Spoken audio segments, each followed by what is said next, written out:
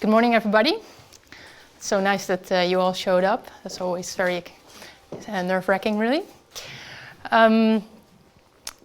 This theme, reality, I thought it was pretty cool and very, my mind really exploded with so many ideas about it, because you can go any direction, really. You now have augmented reality, virtual reality, alternate reality. And the thing what I wondered about was, what is reality? What is it? Because if you ask some people, this, what they would call, is reality. But I'd like to ask Wikipedia about their definition and what the consensus is about reality. And the consensus is that reality is the state of things as they actually exist. And it has actually nothing to do with our feelings or beliefs. And I thought, well, that's just fine, because we all have to deal with reality. And that is, for me, it has everything to do with feelings and beliefs. It is a matter of my perception and my perspective, maybe. So that's why I want to share with you a very personal experience about my perception of reality, my reality. And my reality is, I'm not an entrepreneur. I am a freelance designer. I design websites for my beloved clients, and I bill them for the time that I spent on their projects. And you can consider that a trade. I dedicate my time, and they pay me for my time. And if I try to reduce that to a business, you can say that my core business is selling time-blocked units of my skill and knowledge. And my business is selling as much of those units as possible. And the only asset that I have to do that is me. I am the only business asset that I have to create my sole income. And that is obviously a kind of a risk, because I myself am not scalable. There's a limit to my amount of hours that I can put into it. Eventually I will either break, or there will be no time left in a day. And the one thing that you have to know is that I didn't want to hire staff or contractors. So in this way, I maneuvered myself into a position where I am basically a high-paid, high-quality, but flexible employee with a different legal status. And for me, that was all fine. I never really considered that to be anything wrong with it. I actually liked having the freedom of being paid by the hour, because if I wanted some time off, I'd take some time off. No one's going to ask me, do you have enough vacation time saved up? I could just go as I pleased, because I had to deliver as promised and showed up when expected. And that was okay, and sorry. And for me it worked, and it was like, I took the saying, if it ain't broken, try to fix it. Don't try to fix it to a stretch. But what happens if something does break? Because in 2011 I got sick. Not in the sick kind of way that it's life-threatening, but it was very debilitating. I couldn't work for a long time. I had to work less for a long time. And that made me reconsider my business model, actually.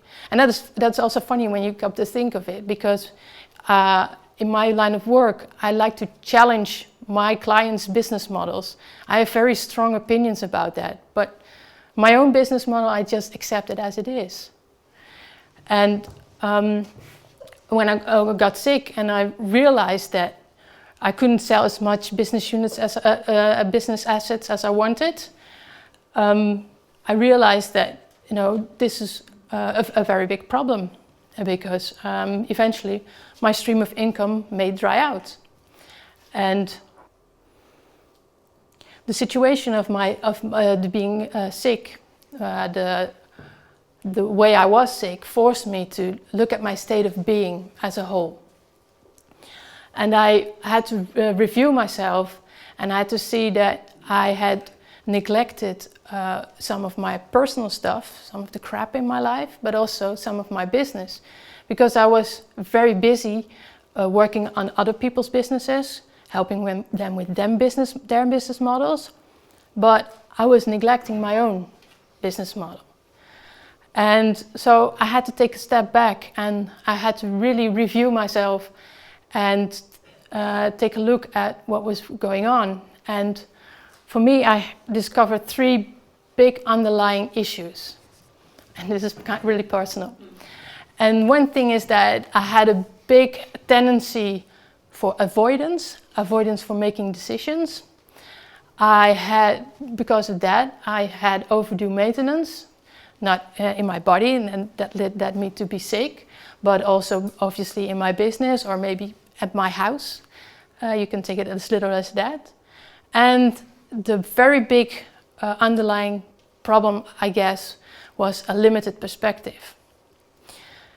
And my limited perspective, I found out that, and I talked about a friend about this, and he said he had the same thing, and that is why I thought maybe I should speak out about this, is that I had no real vision of myself in the future. I didn't see myself as an old person. I had no... My perspective was the size of days, maybe months, or maybe a year if I have a vacation plan next year. But it didn't go much further than that. And I'm a vision thinker. I have visuals in my head, and this compared me to navigating with a tiny torch. If you use a tiny flashlight, it will only illuminate a little piece of the reality that you're confronted with. And if you and I would look at reality, because as we saw in the beginning, reality is as it is, so it is the same for us. But you will see something different because you might have a bigger flashlight, or you might have a different perspective. And this knowledge that really, really, really bummed me out, because I was, to be fair, I was totally happy being unhappy with my tiny torch. But now I realized that I was limiting myself, that I had only this small perspective, and that I was dealing with only that portion of my reality. And so this made me realize that these things in my life that I had neglected, I really needed to deal with this. I needed to start utilizing a bigger torch, so to speak. And because me standing here is one of those things, trying to find a bigger spotlight for myself maybe, because with my tiny torch I'd like to be a wallflower and disappear in the crowds. But I needed to come further from that, just to grow, because I noticed that being busy working for others prevented me from being busy with myself. I was neglecting what was important for me. And then the same thing. Life-changing events are called that way for a reason, right? And I find that very funny, because why does it take life-changing events before we get to a certain point to either change or to improve ourselves? And I now know for me, it's because my tendency to avoid things or to neglect things and to let things be until the last minute, until things fall apart.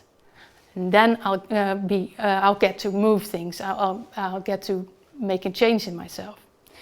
But this next life-changing event didn't involve me getting sick. So that's a good thing. Actually, it also didn't involve me getting bummed out about anything, because I've never been happier ever since. This picture was taken a little bit more than a year ago, and one of the happiest days of my life, I now call it. And I'll tell you why.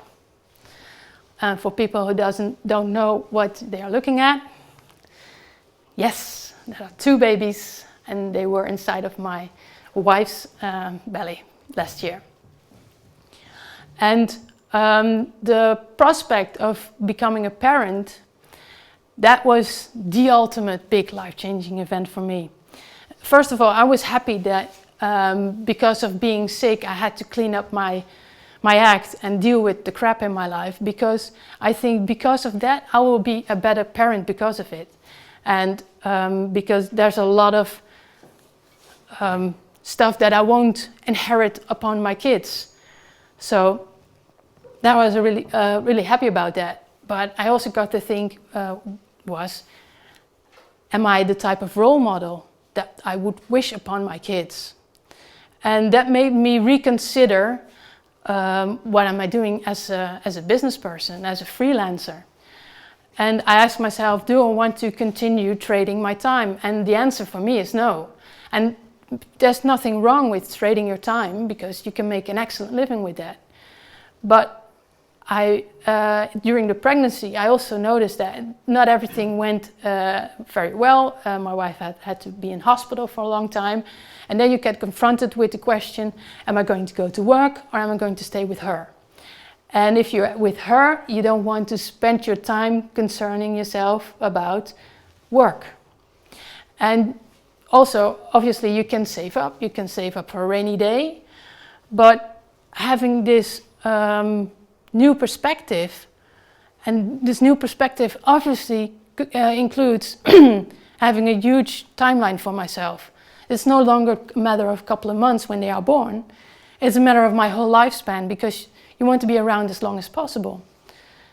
So I actually wondered about myself, what if I turn 115 years old? My grandmother turned 95.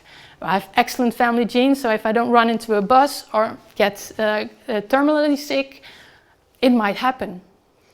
So I wondered about, how long am I going to stay working? Am I going to do the time to it working?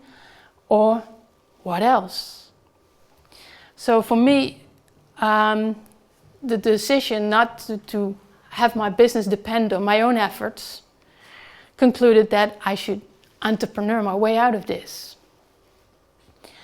And I forgot the slides. They're almost 7 months old now, 2 daughters. And my conclusions were that if I don't want to rely on trading my time, there were other things that I wanted to do for myself. And that was stopping the madness, not being caught up in the day-to-day concerns of other businesses, pause and reflect, and go back to my own, worry about my own business. And obviously it was very important to help others. And for that reason, I can say I'm not an entrepreneur yet, and I would really like that if there are other people around me that have the same notion that they're not an entrepreneur yet, and we could help each other.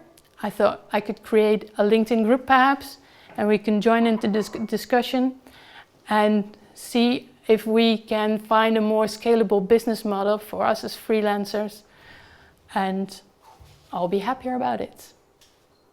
So I was a little bit quick. Thank you very much for listening. You've been awesome. And I hope to see you in the LinkedIn group or anything else. Bye.